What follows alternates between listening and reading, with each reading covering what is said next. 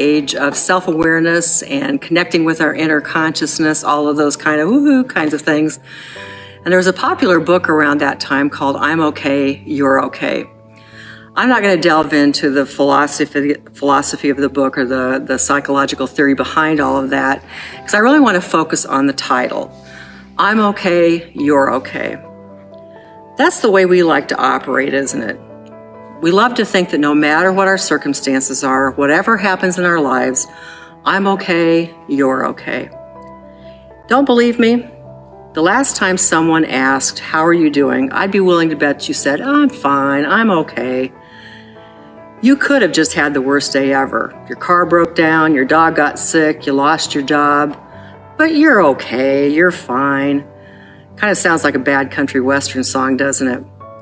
But that's life in a nutshell sometimes. And if you're okay, if you're feeling like you want to kind of have that idea presented to everyone else, you want them to be okay also. That's just the way we are. And this happens all the time. You can be sailing along just fine and then hit a patch where life just spirals completely out of control.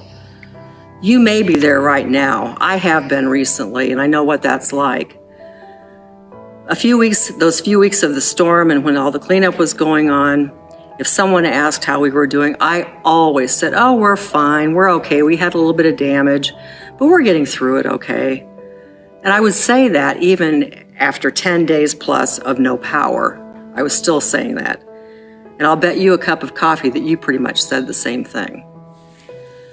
I'd like to see if we can break that cycle and see if we can be more honest with ourselves and with others.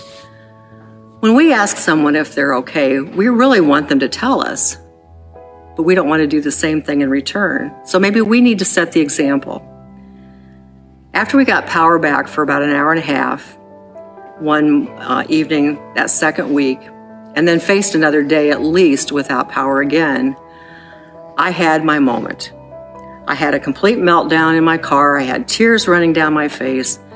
And I told God I just didn't think I could do it anymore, that I was done. I just wanted things to be back the way they were. I wanted them to be fixed. And I knew in my heart there were many, many people in worse circumstances, or at least in the same boat as we were.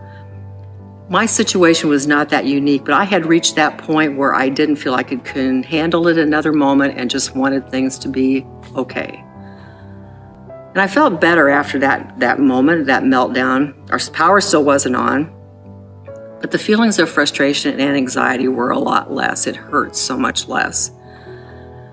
It's really hard and it's painful to keep up that pretense that I'm okay, you're okay, when life is in a tailspin and we feel like things are completely out of control. We will have problems.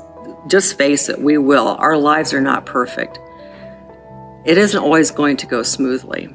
And Jesus himself tells us, I have told you these things so that in me you may have peace. In this world you will have trouble, but take heart, I have overcome the world. Hallelujah. God can give us peace. He is in this world. He has taken over this world. He has overcome that world. And because of that, when circumstances get out of control, when our lives seem like they're in a tailspin, we know that He is still in control. So let's get over ourselves. Let's get past the fact that we feel like we have to be okay all the time, that you have to be okay all the time, and just help each other through it. Let's admit we're not meant to do this alone, folks. It's okay to say you're not okay. God bless you. Bye.